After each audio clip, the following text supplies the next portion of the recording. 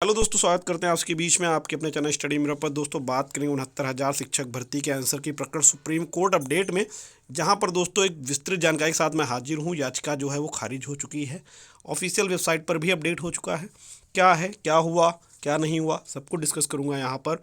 तो वीडियो को बिना स्किप के अंत तक बने रहिएगा मेरे साथ। तो दोस्तों आप सभी को बता दें, आज सुप्रीम कोर्ट में जो हुआ, ऐसे तो आंसर की प्रकरण में जब जीत मिलती थी तो खुशी होती थी। तो दोनों तरफ से अगर याचिका खारिज हुई उस पर दुखी हुआ जाए या एक नंबर बढ़ने से उस पर खुश हुआ जाए, कुछ समझ नहीं आ रहा, क्योंकि एक्चुअल में क्या हुआ, जो हुआ कहीं ना कहीं ये नहीं होना चाहिए था।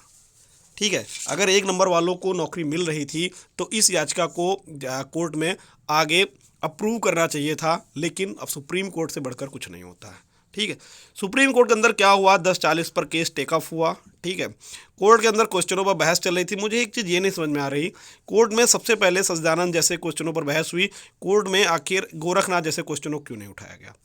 सच्चिदानंद सिन्हा पर क्वेश्चन पर थोड़ी देर तक कोर्ट में बहस चली और 10 जो एडवोकेट थे, सारे एडवोकेटों ने अपनी अपनी राय रखी। वहाँ पर जज साहब थोड़ा कंफ्यूज हो गए। पहले तो जज साहब थोड़ा जो सहमत होते हुए दिख रहे थे, लेकिन बाद में थोड़ा सा जज साहब वहाँ पर कंफ्यूज हुए।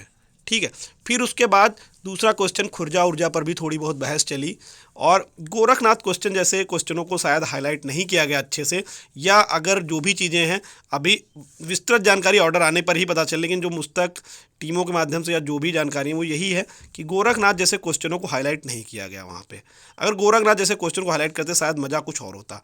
दूसरी बात, विस्तृत जानकारी में आप सभी को बता दें, वहाँ पर जो जज साहब से थोड़ा कहीं ना कहीं थोड़ी देर के लिए कन्फ्यूज होते हुए दिख रहे थे, क्योंकि आप सभी को बहुत अच्छे से पता होगा कि सुप्रीम कोर्ट में मामले को स्टैंड करना बहुत बड़ी बात होती है। और मैं आपको बता दूं, मैं पूरी तरीके से आश्वस्त हो चुका था। 25 मिनट की सुनवाई चली, मैंने पूरा 100% मुझे लग गया था। मैंने लाइव चैनल में बोल भी दिया था कि याचिका स्टैंड हो चुकी है।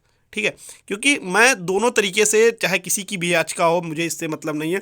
मेरा अपना जो मतलब होता है उत्तर कुंजी पीड़ित अभ्यर्थियों से होता है। रीज़न उसका ये होता है, मैं नहीं चाह रहा था कि एक नंबर वालों की नियुक्ति रुके, और मैं ये भी नहीं चाह रहा था कि याचिका खारिज हो, क्योंकि मैं यही चाह रहा था याचिका स्टैंड हो जाए, आगे जो दो से तीन नंबर वाले लोग रुके हुए हैं उनका भी भला हो जाए।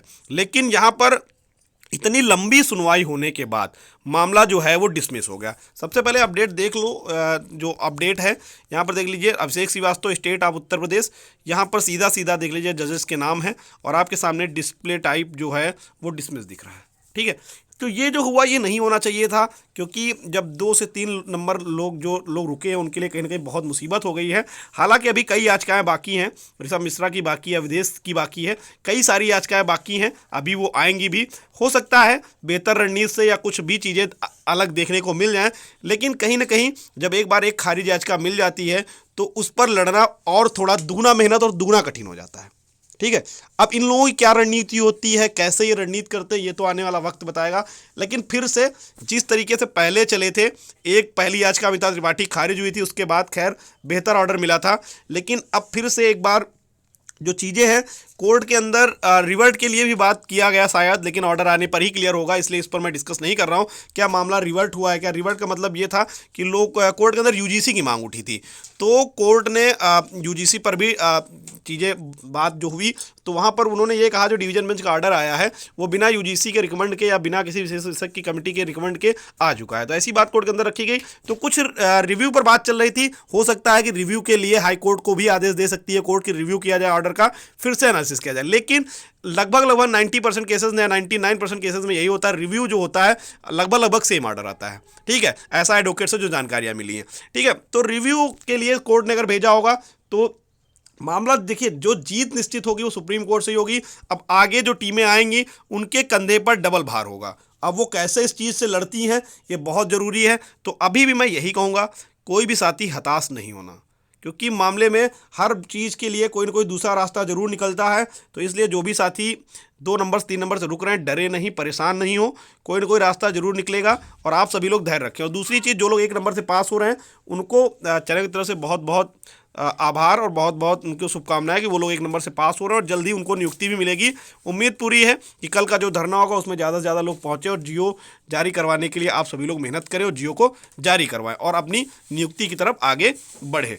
और कल के धरने में ज़्यादा से ज़्यादा संख्या बल में अगर आप पहुंचेंगे तो विद इन 24 आवर आपका जियो जारी होगा और रिजल्ट विद इन 3 डेज़ के अंदर आपका रिजल्ट भी रिवाइज होगा। लेकिन ये सब आपकी संख्या बल पर डिपेंड करता है। तो दोस्तों आज की जो ये अपडेट है इसमें तो यही नहीं समझ में आ रहा है खुश हुआ जाए या दुखी हुआ जाए, क्योंकि बहुत सारे लोग हैं, बहुत सारे चैनल से जुड़े, परिवार से जुड़े ऐसे लोग हैं जो चैनल पे जुड़े थे इतने दिनों से और उम्मीद थी कि शायद कुछ अच्छा होगा, लेकिन कुछ ऐसा अच्छा दिखा नहीं और 25 मिनट तक लगातार सुनवाई चलने के बाद याचिका डिसमिस हो गई।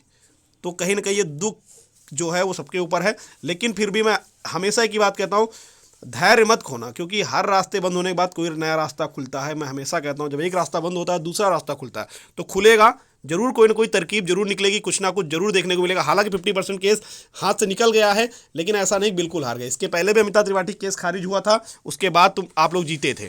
तो एक बार फिर से याचिका अगर डिसमिस हुई है तो हो सकता है कुछ पॉजिटिव चीज़ें देखने को मिल जाए आगे चल के। तो थोड़ा सा धैर्य रखें टीमों पर, अन्य टीमों पर, और बेहतर चीज़ें आपको देखने को मिलेंगी। Thank you for watching, bye bye, take care.